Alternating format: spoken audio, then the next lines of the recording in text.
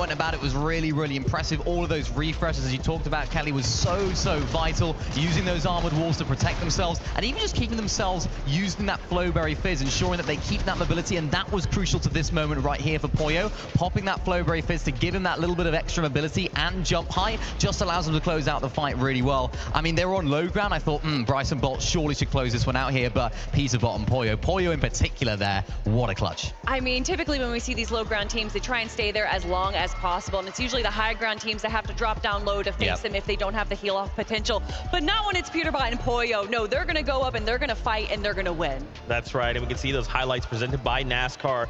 My gosh, I love too the fact that when Adam goes in for the interview, he's like, hey, Poyo, you know, talk to me about what you thought.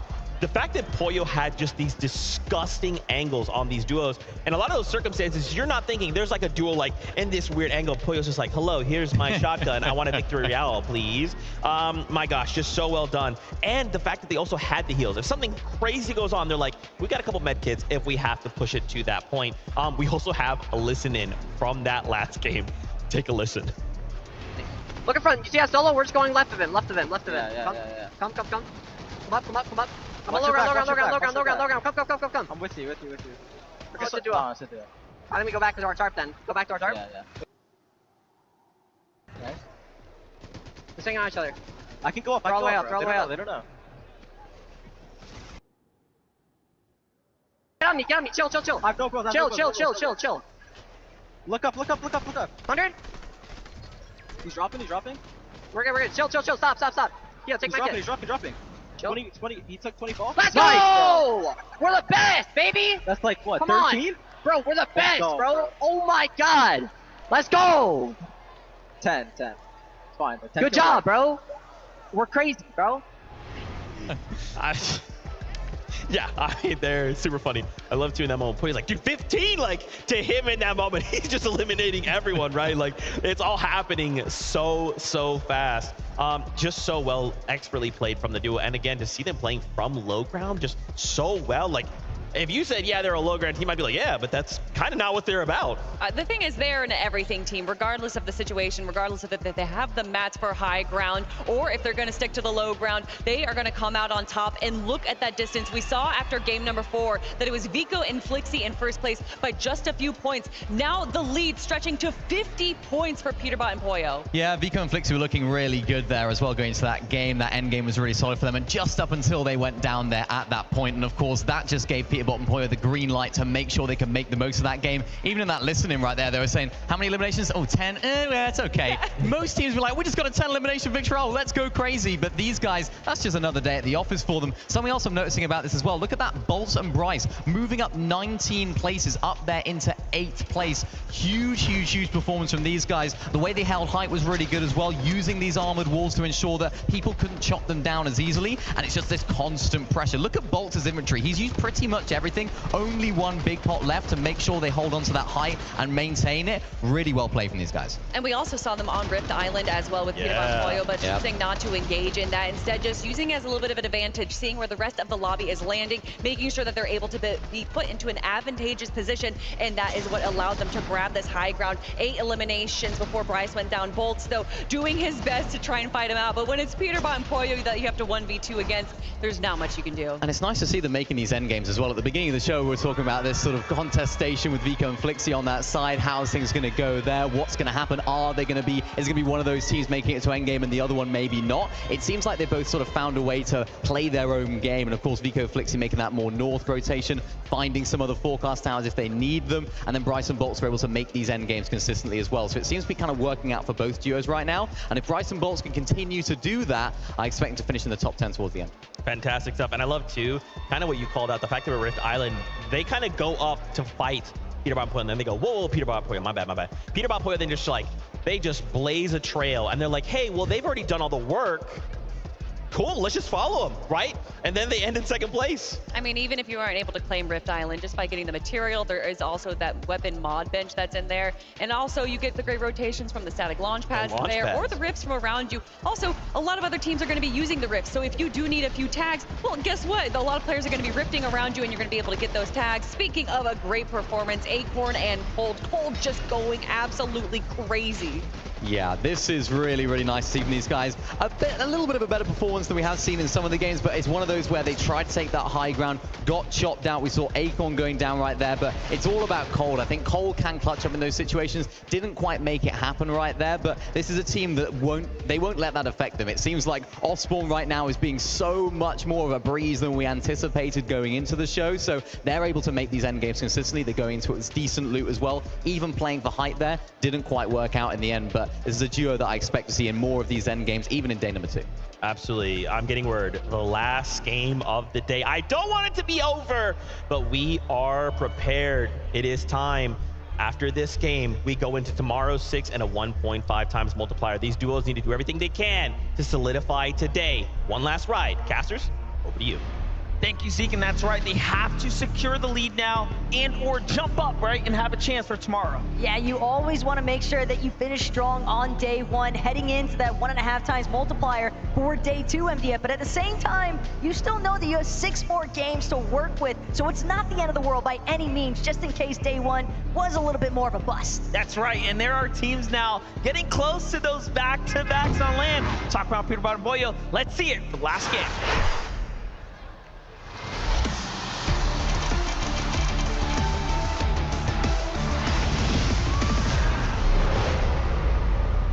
And just like that, we are back in it. Game number 6, day number 1. And Monster, we have seen some pretty crazy 50-50 off the drop, but again, taking a step back now, looking at a team like Pixie and Giannis landing at Redline Rig, and currently just fixated exclusively on trying to maintain the most optimal loop path possible.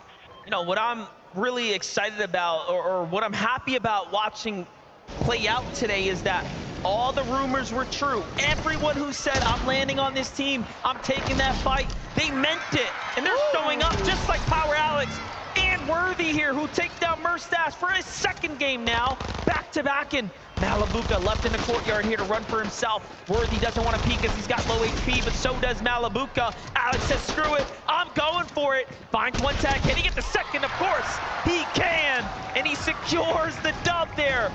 Back-to-back now on the drop. Better late than never, after all. And as far as the Power Boys are concerned, Alex and Worthy have finally woken up when they needed to most, MDF, because first few matches of the day, certainly not going their way, but to close out here, winning it out over the likes of Malibuca and Merstash of all teams, that's a huge confidence swing.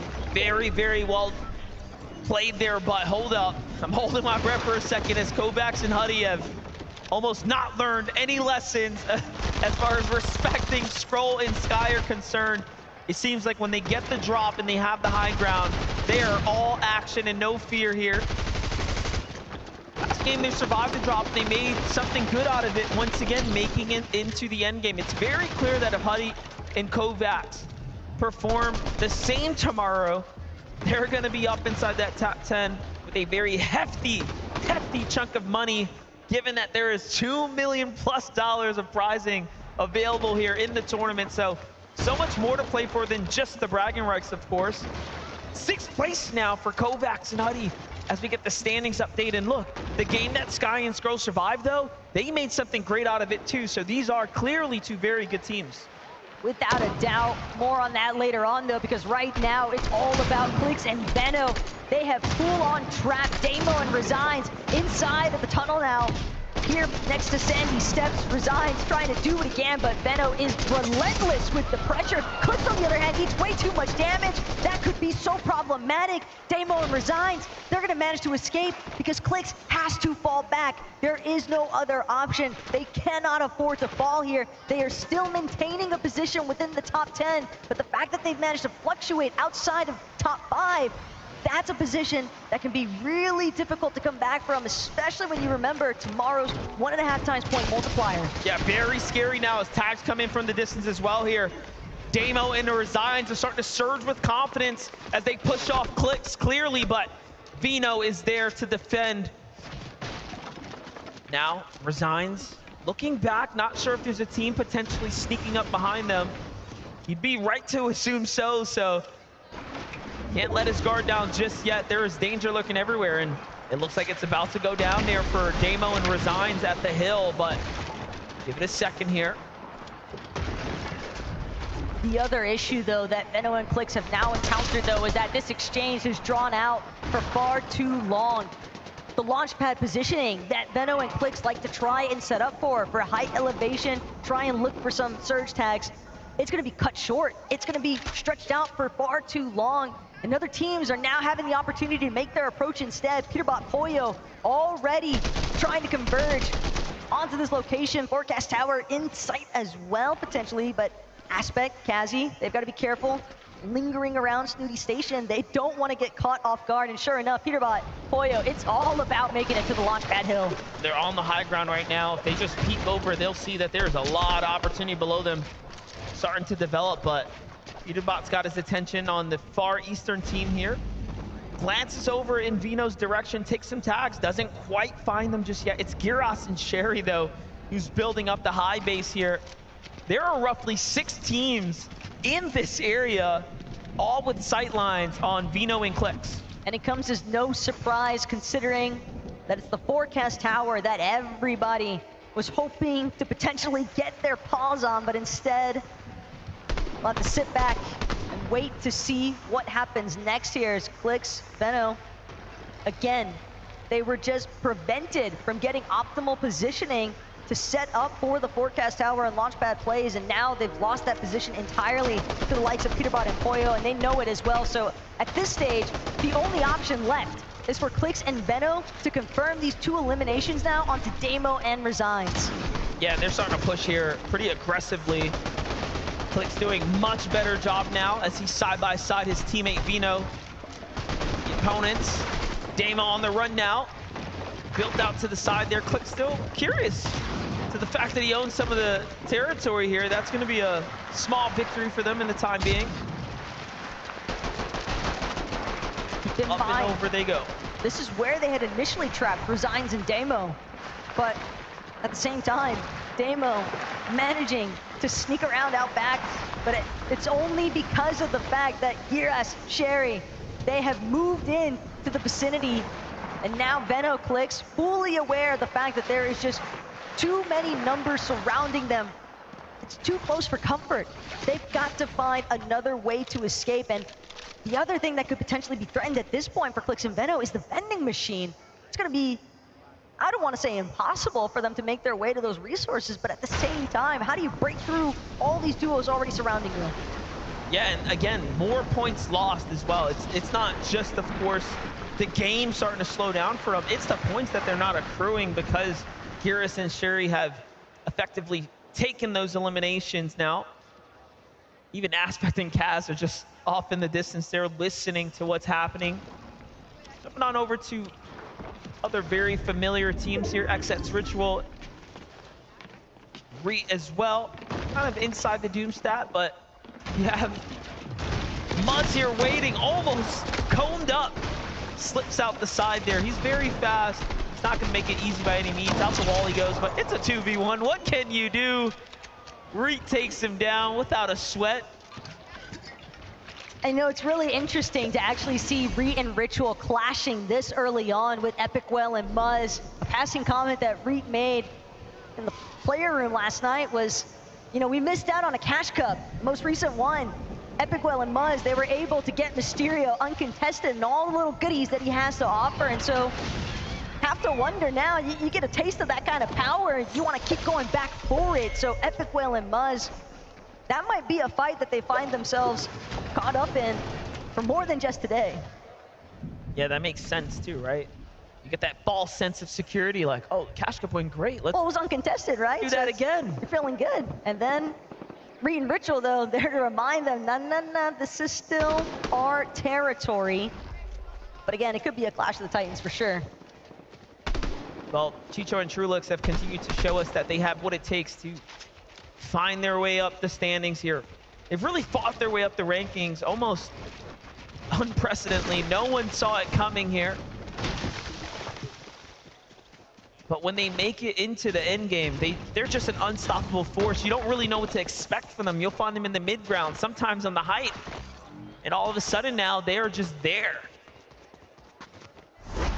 Trulex and Chicho just have a way of kind of just going unexamined, essentially. Like, it almost seems like they have a very seamless transition from their early to mid to late game, and a big part of the reason for that is that they are just a team that is notorious. They go for the surge bases, they go for the reliable surge tag damage as well. They are just excellent at bottlenecking teams into a certain flow on the map, because wherever they surge base at, you know it's going to be an optimal position that's going to prevent everyone else from participating. And we did notice that they have the storm information as well, just given to us from that update there. So they know exactly where they need to be, where the next zones are going to be moving towards. Vico pushing in on Virgo. Not looking to let them have this for free, but there's armored wall there, and oh, he's serious about it. You know he's serious, and he's going to break this one down. Might be here for a minute. Depends. Imagine another one goes up right after the fact. And sure enough, just in case you thought they were done, Vico and Flixie, they're going to be pickaxing for a hot minute to get into this bunker. Virgo and Shadow know that they are functioning with limited time here. And every second just means one more opportunity for Shadow and Virgo to continue to strip the weapon bunker of all its valuable resources, but this is about to be an all-out brawl here for Vico and Flixie. Not looking good for Flixie. Shadow and Virgo were ready for the fight there. And another armored wall comes down, so those armored walls are instantaneously put at maximum HP. They clearly have 3 or 4x the health of a metal wall, so it's a good way to slow a team down, especially the second place one, but let your guard down. And now look, team is flying in very, very fast here. We'll get their names shortly. Flixie and Vico is in a world of trouble here potentially now. I'd say even they're lucky that it seems as though Virgo and Shadow were just out of audio range to hear those shields getting cracked. Well, they gotta get past their own armored wall, yeah, right? It's a two-way street there. It is a two-way street for sure, but at the same time, I definitely respect the decision there from Vico and Flixie, because that fight back that we saw from Shadow and Virgo defending their position inside of the bunker, despite the fact that it was Vico and Flixie, they did not care in the slightest. And I love that out of Shadow and Virgo, because they're a team that's coming in here, and I think a lot of people don't necessarily have many expectations for them, but the confidence that they compose themselves with, even on socials, they are here to try and actually shock the world. Yeah, they really have matured as players, but look at this. Vico and Flixie now find Jerome and Zagu above them. You know, you take us back to the invitational window where Zagu really put up a performance and won over the hearts of the NA region and honestly the global fan base of Fortnite. Bring him here. He's got a lot of work to do coming into tomorrow alongside Shadome there, but the VODs will tell the story. The practice will show. Vico and Flixie's preparation clearly coming out in spades here, as is Peterbot and Boyos, and we all know they're guided by the same person. But at the same time, you have such a strong day one performance. You got to be careful that you don't let that confidence transition into overconfidence. And Vico Flixie, I don't want to call it an overinvestment just yet, but they got a whole lot of nothing after investing a decent bit. I mean, they were practically max mats before leaving that weapons bunker position. They were trying to see if they could wait out Shadow and Virgo, but those two were not willing to budge in the slightest. And now Vico Flixie, they didn't have any other options but to leave in a totally separate direction after acquiring nothing out of it as well. I mean, I get it. You're feeling good, especially after the performance they've had today, but moments like that could be disastrous in day two. Yeah, definitely. And like you mentioned, it's surely confidence, right? Pushing in like that, but give it a minute here. Acorn and Cold now pushing Zagu. Or sorry, Rise and Yuma actually. Rise and Yuma, who started off so hot today, have just dropped their mid games for 3 games in a row now, and it is really weighing in on the standings. They're gonna have to hit the drawing board big time now as they have went from 2nd place all the way down to 14th now, and that just shows you how good of a couple of games they did have, given that they're still inside a very respectable position on the standings. So everyone who falls now, everyone you see getting dropped here, that's going to be the end of their day ones. Poor Bolts, man. He's just trying to break through the armored walls that Kramsu and Clone keep throwing his way. And not only that, but he's got to make sure that he keeps tabs on the team that's also faced up on a hill behind him. Bolts, Bryce, they're not trying to get greedy by any means here. Pixie and Janus are definitely posing enough of a threat that they are trying to be tactical in the approach here. They just want the immediate fight up against Kramsu and Clone instead, but Kramsu, Clone, at least for the time being, they've got the health advantage. Flixie, though, finds himself below the surge. It's all making sense now as to why they realize they have to push a team.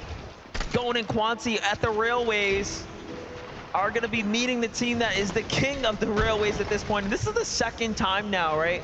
Almost deja vu here. But this time, Flixie and Vico need the damage and the elims to go with it. Flixie gets shot first. Gon puts up a great tag there. But the edit comes through, and Vico is down at the bottom to catch him there. Fox running out, though, here. Can the med kit come in time? Sure can. So Flixie and Vico have a moment here to breathe. But again, this all kind of stems back to that bunker fight for me, MDF, because they spent so much time that now they are scrambling to try and make up for what was lost in the mix of it. Because they did not get the surge damage that they would have hoped for. They lost a decent amount of their resources, and now they're just praying that they can come out with even more refreshes after the fact, but they've got a long ways to trek through some of that storm as well. All the while, teams like Queasy, Thomas, a little box fight of their own up against the likes of Analex and Sato. And that really shows you the significant difference of having a strong early game start versus a slow one. When the surge turns on, it is really, really evident how far behind you can be. For Queasy and Thomas HD, they're kind of on that line as well. They survived the first hurdle, but this next one that they know is looming nearby, they will have to stomp past. Analex and Sato here have had a very difficult day one up against Acorn and Cold, only surviving the drop 3 of the 6 times so far, this being one of them. And now they're met with this almost brick wall, this force that is Queasy and Thomas HD. Meanwhile, Quancy ultimately does end up falling here, but not before claiming Vico and earning some points. And sure, there might be a chance for the reboot ban play to come into effect, but it's likely still going to leave Flixie and Vico sitting just underneath that storm damage threshold, if not even more so piling up against them. All the while, Peterbot continuing to claim as many eliminations as possible throughout the course of the day. These guys have been leading the charge here. Peterbot goes for another one. Oh my it just God. doesn't seem like Analex was prepared in the slightest. I can just hear the reaction through the headphones of what's going on here in the arena. Clearly the crowd is starting to rally with Peterbot now. Just take a look at that. And the first emote of the day as well. So confidence surging, right, that we've seen.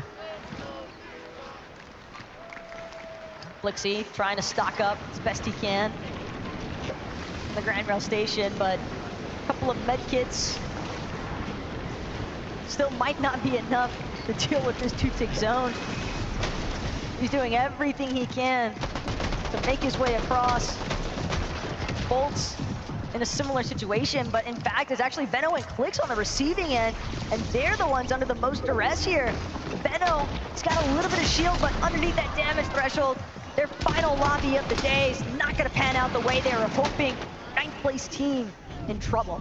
Kind of crazy, Clix and Veno fall. Bryce and Bolts jump up above them, and they were neck and neck on the leaderboards, on the standings. So a very, very critical set of eliminations for Bryce and Bolts, and now Veno and Clix are set back home, basically having to think about today and figuring out how to patch up their gameplay to close out in top 10 performance for tomorrow. But Boltz and Bryce heating up in the back half of the day here. They almost had that victory royale last game, dropping the ball there, which again, to me, I didn't expect it. I really thought Bryce and Boltz had that in the bag, had it secured, but Pollo was just incredible with the angle finding. Hold up. Acorn and Cold now find Hiras and Shiri. They've almost fouled each other from the south side of the zone somehow, swinging all the way here to the north side. At the same time, though, they need to find some closure on some of these box fights. Spinks, Dukes, just all a couple boxes away. Thought they were a little bit closer. It's actually going to be Batman Puga and Rapid who are directly next to them. Siyun and Kadu, though, they don't waste any time. They immediately aggress into Rapid's box. They're going to find one elimination there already. Batman Puga struggling with the surge as well, trying to do what he can to play for the medkit, but he won't get the chance. Taken down by the last surge tick. The Elim credit is going to go to Boltz, given that he did the last bit of damage there, but in the end, now there's a lot to worry about here. Siyun and Kadu obviously looking to fight back because they need a little bit of damage as well. Kato's going to fall there. Siyun's going to fall as well. This is to the hands now of Dukes and Sphinx. Where did they come from? Dukes showing up here to jump into the fight out of nowhere. It's incredible how quickly they were able to close the gap between themselves. They overheard the box fight commotion and they knew that's their prime opportunity to strike. Boltz as well, finding Felixi, the dominoes effect. They started off so strong here with the forecast availability as well, and yet find themselves eliminated way outside of where they'd hoped to be. And Thomas and Queasy, this could be a huge moment. I'd say everybody inside of the top 5 even. We're looking at Trulex and Chicho, Cold and Acorn. But again, all eyes on Queasy and Thomas HD currently. They've been doing a fantastic job skirting their way through these scenes. All I can think about is that Peterbot and Pollo are starting to run away now, having a chance here to really take the lead on the scoreboard. Second place is down and out. Queasy and Thomas HD have to stay in the running now to keep this one close. Meanwhile, look who's running their way on up. Sphinx and Dukes from the back of the line, starting to skip and hop their way to the front here somehow. Bolt still getting active. Nicely done. Finds Zagu. A big elimination for him there. Armored Wall comes out to protect his flank there. The problem, though, is that Boltz has likely been recognized as a solo. That reveal medallion definitely in range for Peterbot and Pollo, and they're the ones that were shooting from behind alongside Cooper and Kanata. Boltz, he was already running low on his material count, even transitioning to this point, and now his final 10 builds, hoping that he can scramble into something, anything. Finds a couple more just laying on the ground, but he's been marked yet again. The pressure just continues to bubble in to his builds. That's the best part about it, is he just keeps getting marked every time he finds a new spot. That's so depressing. And everyone's like, oh, a solo. It's Boltz just trying to work his way through. Back to the armor walls he gets, though. Very nice here, and it's obviously Peterbot and Pollo. Like, they are just almost toying with him at this point. They could have pushed at any given time if they wanted. Look at the duality of the loop that they are functioning with. Queasy as well. He's actually got no builds. No build. Queasy is just running it at this point. These walls might not even belong to him. Thomas HD in a similar position, trying to climb up over. See if he can find any kind of elimination. At this point, a refresh is the only option. Queasy found one. Look, he picks up the Elim, gets a little bit of mats there, splits it with his teammate, but the shots are coming in from the front side now. Has to burn what little bit that he picked up just to stay alive right now, and they are nearing the top 15, the next threshold there. Down he goes, all up to Thomas HD now to keep the dream alive, to earn as many points as possible here. But what is humanly possible when you barely have anything to work with? He can just break into the top 10. I think Queasy and Thomas HD be very happy with the closure on their day one performance. Even more so still, though, Thomas HD, he keeps looking every direction, every second. It's so difficult to maintain this level of composure, but even as a solo, Thomas HD might be able to make some magic happen. Up above, though, the scanner is still coming out for Peterbot and Pollo. They have all the information in the world, top 15 now. 28 below. Down body there. Those could be mats, but no, he needs more than that. He needs to drop teams for placement at the very least, if nothing else. Wow. Honey falls there. That'll be full credits, I think, for him, but even if it's mats there, some builds too. Gets up on the second layer. Shots come in from everywhere. Gets a couple more placement points, and it's something. But now look at this. Kanata, Cooper in the end game. Trulex and Chicho once again here. Alive and healthy. Even more importantly still, they're applying a little bit of pressure here onto Pollo and Peterbot. They are actually forced to just try and punch their way through the mid-ground. You can tell Pollo, Peterbot, they want to maybe take a jab at the height, but Azers and Rise currently in full control and continuing to ramp upwards. A couple of armored walls expended as well, just to ensure that it's not going to be easy for them to get chopped anytime soon. They've also got the Flowberry Fizz as that emergency exit plan, but Pollo, Peterbot across the way, spotting out Kanata and Cooper. The reveal medallion just doing so much as far as helping them to establish exactly which teams, which players they want to aggress. They are strategically choosing who to target, given that they have all the information that they need. Meanwhile, Geras and Shari are saying, oh, we have a chance to win if we can get out high ground. And they look up. Peterbot spots out Kanata inside the zone, gets a little bit of damage, figures the zone will do the rest. Now Focus comes in on the low ground, and it's so smart for them to be down here. They're just earning so many points now that they are jumping towards the 400-point threshold here. Just in the eliminations alone, they've got 7 between the two of them. Geras as a solo, bound to be marked any second here if he hasn't been already. Pollo, not even gonna bother, instantly goes with the left side edit peak, gets all the credit onto that Geras elimination, and now just a raw 2 versus 2 up against the likes of Azers and Rise. Peterbot and Pollo went from second to first, and now at minimal a second place, but Pollo is always the first to kick off the fight, and he does it in spectacular fashion. Now Peterbot steps up to the plate. Azers is hurt. One edit, it's all it's gonna take here to put him down, but Armor Wall comes through to get his teammate the full reset here. He says, hey, let's not rush it.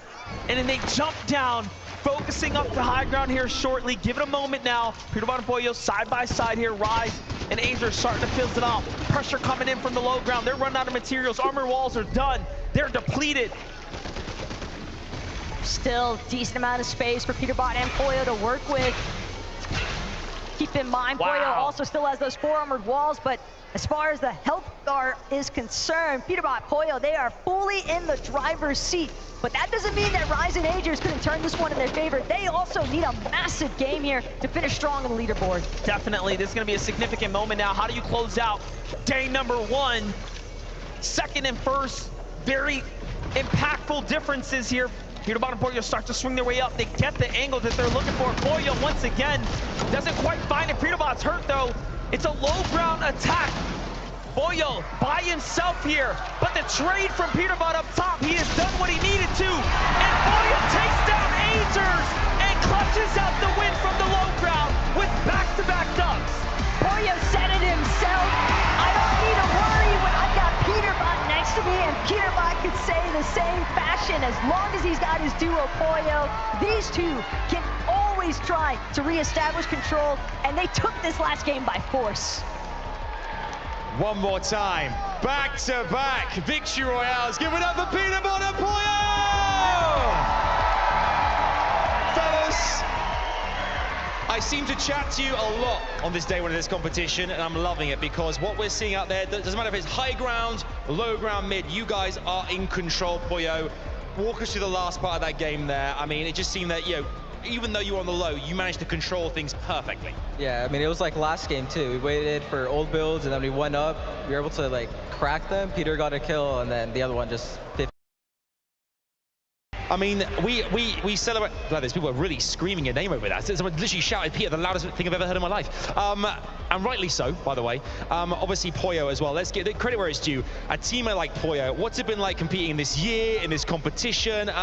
Give him his props. How great is this as a duo teammate? I mean, he's the best teammate possible. I mean, he gets eliminations. He's like a good like IGL when I need it. You know, like we're kind of like, we both make calls, and you know, like we're like the best team. we're looking ahead to tomorrow now. Today, I mean, you guys have cemented yourselves top of that leaderboard. It is looking mighty fine indeed. What do you do tonight? How do you guys kind of like regroup ahead of tomorrow? I mean, do you need to regroup at this point? Are you just going to play it exactly the same way? Poyo, how do things happen tonight? What happens tomorrow? There's always room for improvement. We're gonna look like games tonight and then see what we can do tomorrow. And Peterbot, you are steps away. Tomorrow, someone's going to lift that trophy. How do you think it's going to be, you guys? How close do you think you're going to come to it? That'll be us. It won't be close. I mean, we're ahead by a lot, and tomorrow we're gonna come out winning. Fort Worth, do you think Peterbot and Poyo could go all the way? Could they go all the way?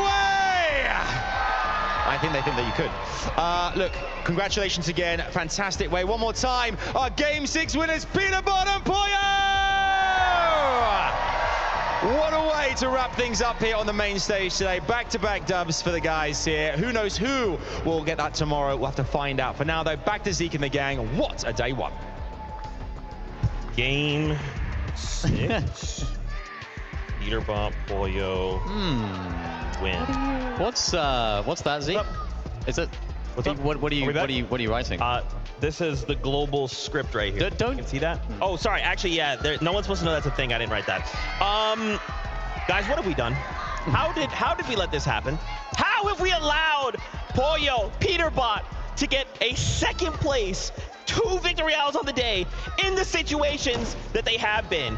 This reminds me of Major 2 when we set a 1,000 record, right? It went absolutely crazy for them. They went off, and now they're looking to do the same thing, but not only in just NA. No. They're looking to show up every other region.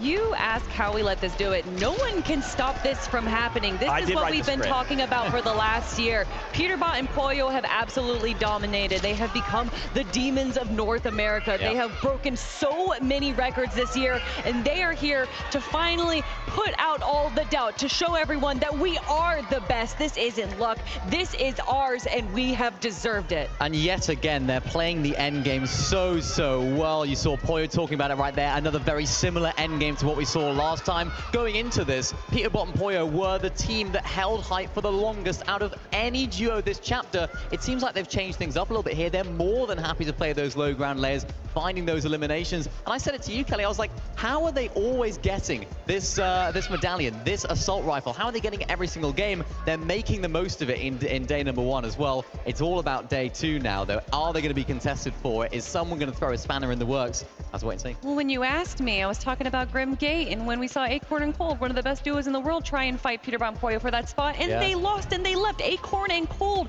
who is one of the best teams contested, left Peterbot and Poyo. No one is going to be fighting for this. We might see some things change for Major 2 or for day 2, because anything can happen in the FNCS day 2 competition, because it is that 1.5 times multiplier. But not just going for the coin, for the mythic weapon, not just going for the forecast towers, but also going for bunkers, going for the Rift Island time and time again, and sticking to the low ground so that they get those refreshes. They get all that loot, finding splashes. Zeke, I heard you losing your mind when they found those. I can't. Like, you know, that's the second time now. The game before, they run in and they find the armored walls, and that was a difference maker. Here, they find the splashes in a situation where they're thinking, okay, we've cracked them. They're on whites. They're out of shield. And then they're like, yeah, splashes. We're both up to 200 again. Good luck. We have a listen in from that game-winning moment. Take a look. Spray this. Give me coin. No, I don't think we look for a kill. Okay, 120. Chill. Ready? Body here. I'm done. Chugs, get the chugs. Where? Chugs. I have 6, bro. 6. Nice. I got ammo. Take. Reload your guns and stuff. 80. I'm dead, probably. 100 both one. I'm not giving. One, spray out. Dead, Let's bro. go! Let's go, bro. You're the best, baby. Let's go. We're the best players in the world on my life. Let's go. Man, just an unbelievable performance here in day number 1. And again, this isn't just like a major, and this isn't just a major self-contained to its own region. This is the peak of Fortnite. This is the toughest lobby. We should see ever, right? 6 regions, the very best of all regions.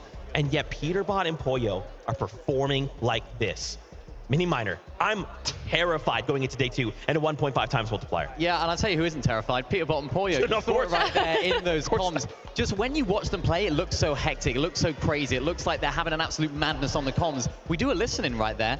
Very, very calm. Poyo's doing such a great job at listening to Peterbot. You can tell he's sort of the more vocal player in the duo, and the comms are so precise. It's something we don't really get to talk about too much because we don't get to listen in too often online and stuff like that. But just the art of communicating is so understated, and for these guys, they do it so well. Every single thing that they say is containing some value. Oh my gosh. No. Wow. That is a 150-point lead for Peterbot and Poyo. 45 eliminations. That is 18 more than any other duo on this lobby list. I want to point this out, and I know you guys at home aren't in the stadium and you can't see this. All I did was just do a quick 360 to just look at the faces of the people in the crowd, and they all had the same reaction.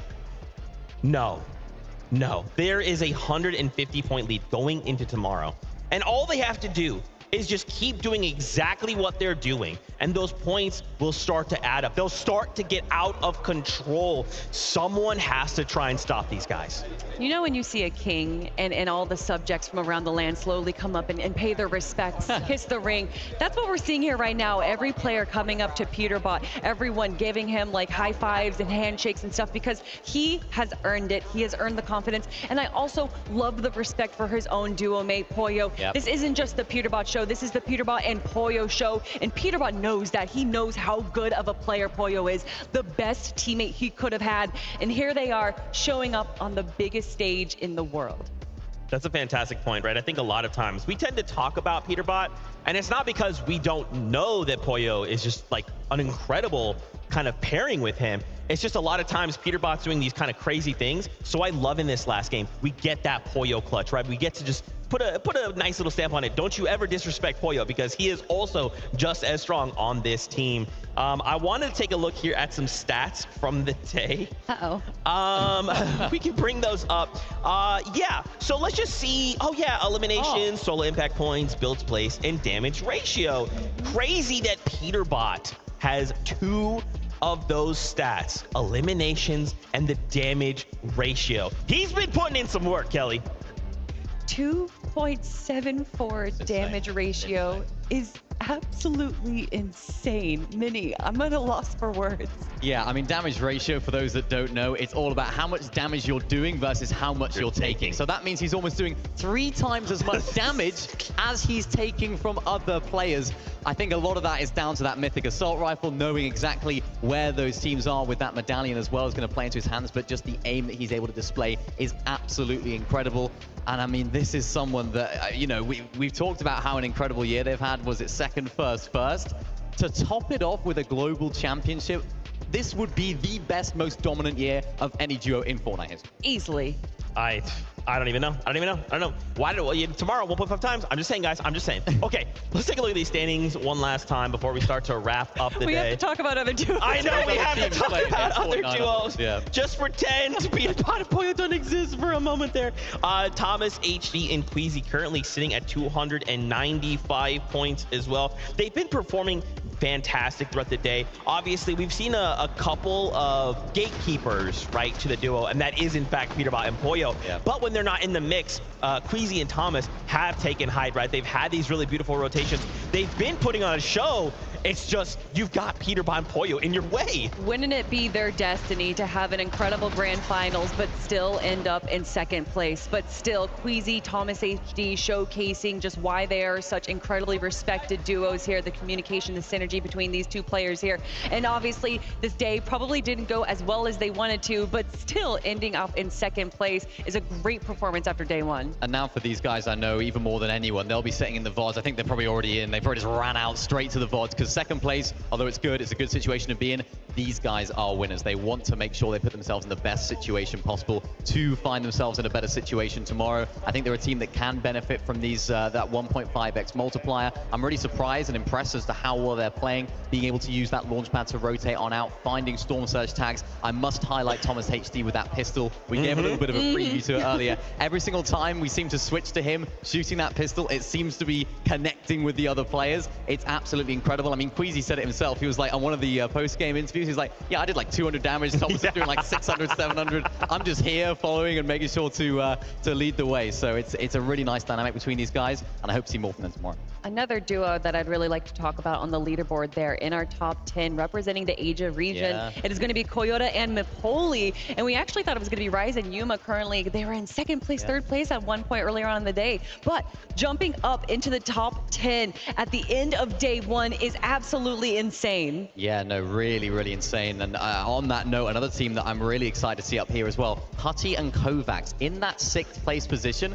Funny story about this as well. Kovacs was a player that didn't make the last Globals. I was lucky enough to be at the Global Championships last year. Speaking to him behind the scenes as well when he was in the audience, he said to me, he said, Miniminer, I will be on that stage next year. I will be competing, mark my words. Here he is. He's not in the audience, he's competing, and he's doing incredibly well out of that Rebels Roost drop spot as well. It seems like they're navigating it really well. And that's the sort of thing that this game's all about, right? You can just think yourself, right, these guys are on that stage. I want to be there. He put in the work. All right. Really good stuff from those. Thank you guys so much for watching this stream. Please like and subscribe. I will start another one in like 2 seconds of me actually playing Fortnite. But yeah, have an amazing day and peace.